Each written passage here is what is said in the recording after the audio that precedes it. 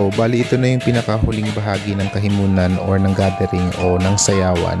So, dito pinapakita ng isang baylan o ng mga babaylan ang kanilang katapangan. At the same time, kinakausap din ng mga baylan ang mga nature spirits at maging ang mga tagbusaw o mga busaw.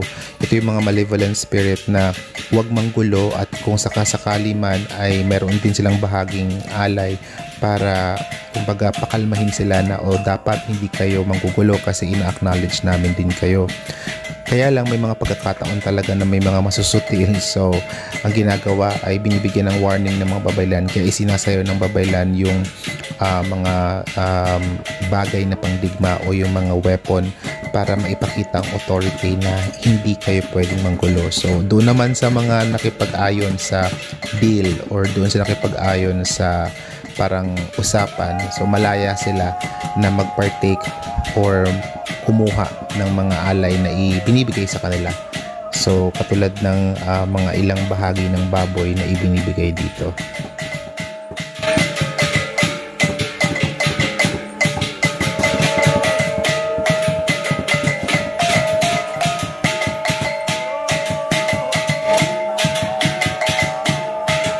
So ayun, pupunta kami ngayon sa Balete, parang pinaka last part ng sayawan. Tapos na yung dito, pero dun sa Balete hindi pa. May isang diwata pa kami na i-honor.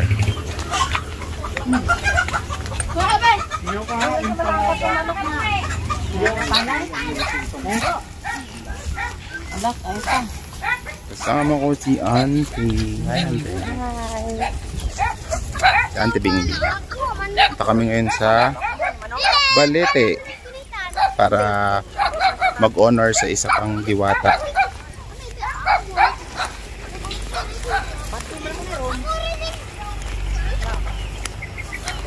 So, papasok kami dito sa medyo gubat-gubat na area.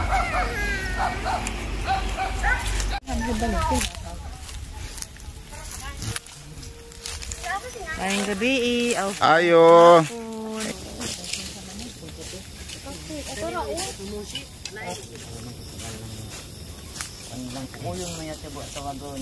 So ginagawa ang seremonyang ito upang mapanatili ang balanse at kapayapaan sa pagitan ng mundo ng mga tao at mundo ng mga nature spirit o yung mga spiritong nananahan sa kalikasan.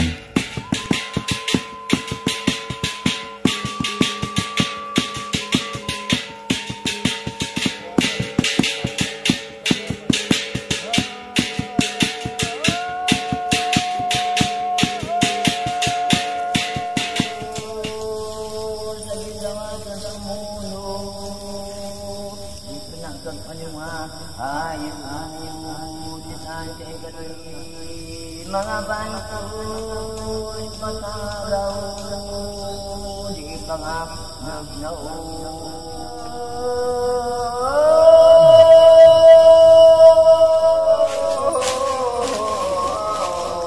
Magkasinuhot ko ang pantuhoy, nakibuti-mo. No kapatid ko yan, mamukoy noon Tuhi-tuhi doon, no mamo, pagkubay doon.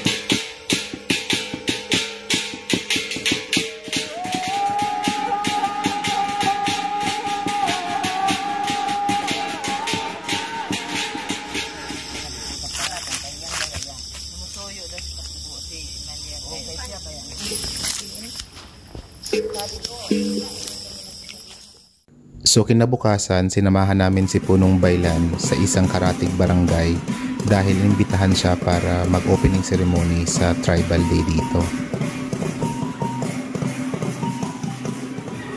Ingatan ang ipamayad-mayad ko na bagay bahago.